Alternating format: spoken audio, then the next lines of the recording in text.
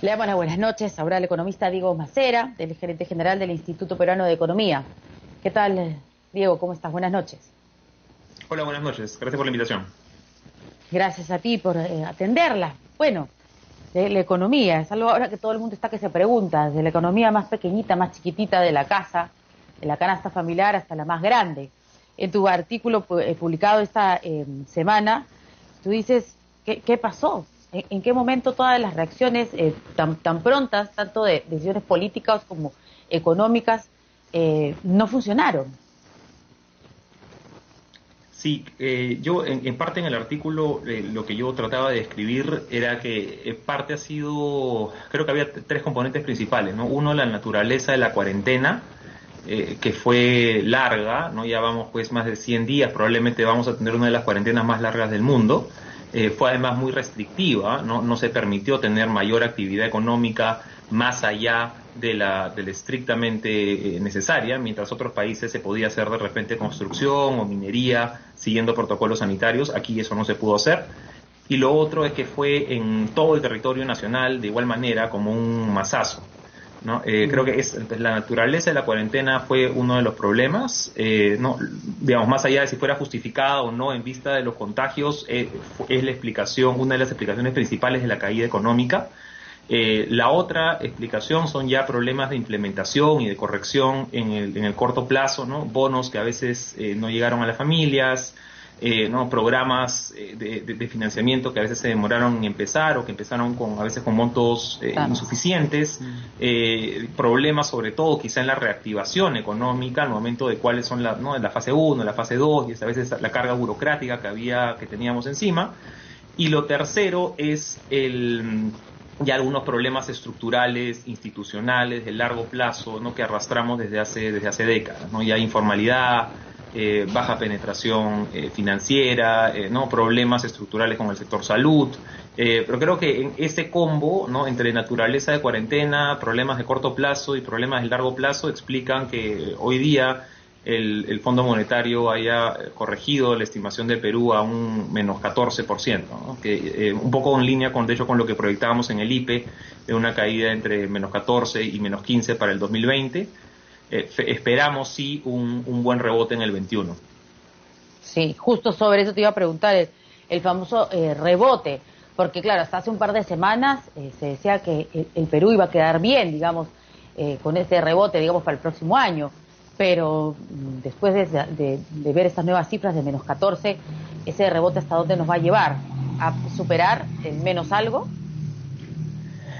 A ver, yo creo que si comparamos lo que deberíamos tener más o menos de manera optimista es un 2022 que se parezca en actividad económica al 2019, ¿no? Entonces sería ¿no? Un año muy duro de una contracción enorme, no vista pues en más de 100 años.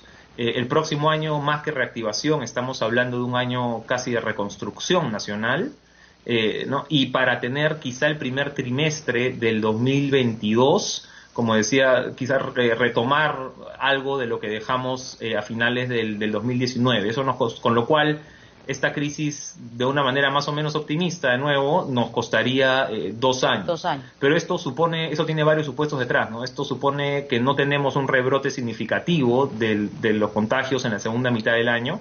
Supone que las medidas de reactivación del gobierno más o menos caminan en línea, ¿no? Y supone que además que el riesgo político no escala a niveles, digamos, desproporcionados, ¿no?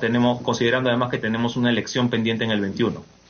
Exacto, creo que eso hace que todo sea bastante más complicado, ¿no?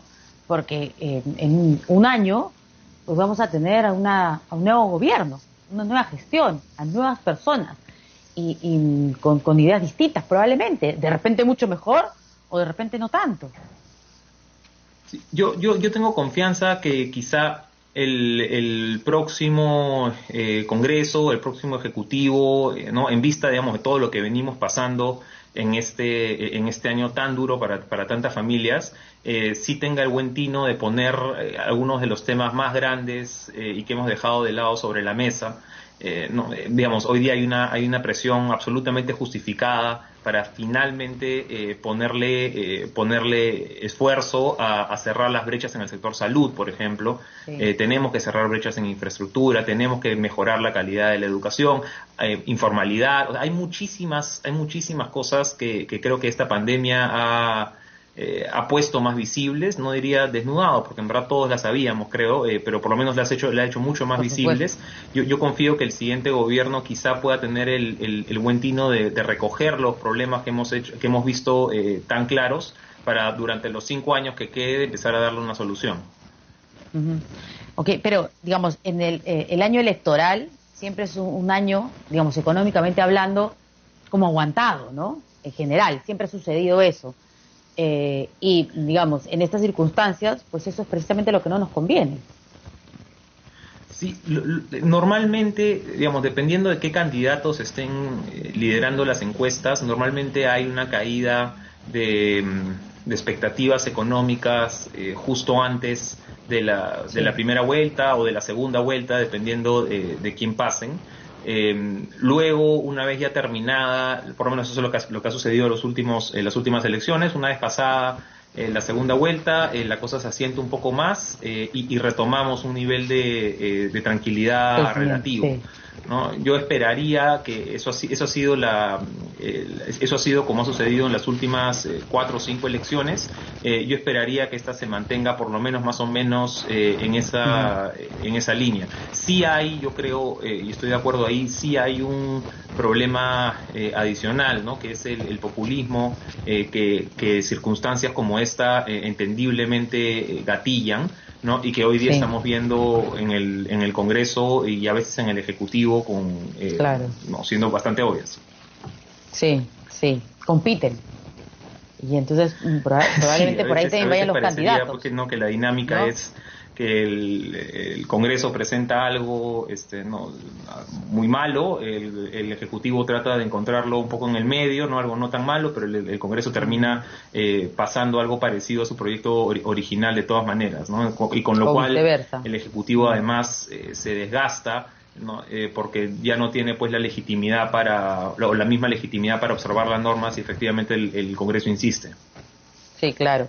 Y quería preguntarte tu opinión sobre esta semana, estos primeros 5 días que se han reabierto los conglomerados, los centros comerciales, las galerías en general, no han podido abrir al 100%, porque claramente tienen problemas económicos, ¿no es cierto? Después de más de 100 días cerrados sin cero entrada, con cero entradas, sin un centavo, con los alquileres debiendo, etcétera, sin poder comprar mercadería, pues se ve en las galerías y en los centros comerciales que las tiendas no han abierto todas. Pero sí hemos visto un montón de gente haciendo largas colas para comprar. Cuéntanos, ¿cuál es tu percepción o tu explicación a esto? A ver, hay algunas personas que van a comprar de repente de manera irresponsable, ¿no? Que algo que no necesitan, la verdad, y así se exponen ellas mismas y además exponen a sus familiares. Ahora, hay otras personas que de repente sí necesitaban algún bien doméstico que pues hace 3 meses que no lo pueden comprar y para ellos es una urgencia. Digamos, no sé, para alguna familia que pueda hacer alguna refrigeradora o de repente una cocina, no sé, es perfectamente entendible que apenas se abran ciertos comercios, las personas que tienen cierto nivel de urgencia para adquirir algo vayan en masa. Eh, claro, la otra cara son las personas que a veces van sin necesidad de comprar algo vital para su vida regular, sino simplemente porque tienen la posibilidad de ir, ¿no? Yo creo que con ellos, a ellos sí habría que transmitirle un mensaje de mayor responsabilidad. O sea, ¿tú no crees que la gente esté yendo a comprar masivamente? Porque, digamos, hemos visto también que están comprando pues, televisores, ¿no es cierto? Y las colas son larguísimas. Y entonces uno dice, bueno, todos estamos ajustados, ¿no? La economía en general, vemos cuál es el panorama ahora y qué es lo que se viene, que no es positivo de ninguna manera, ¿no? Por eso te preguntaba cuál es tu ¿No? explicación ante ello. ¿Tú crees que la gente está yendo simplemente a mirar y a pasear y no a gastar? porque no tiene la plata. No, no, y además algunos de ellos posiblemente están usando parte de los ahorros privados, ¿no? En realidad de seguridad social que el gobierno les permitió retirar, el Congreso también, ¿no? Sea parte de las AFPs o sea parte de la CTS.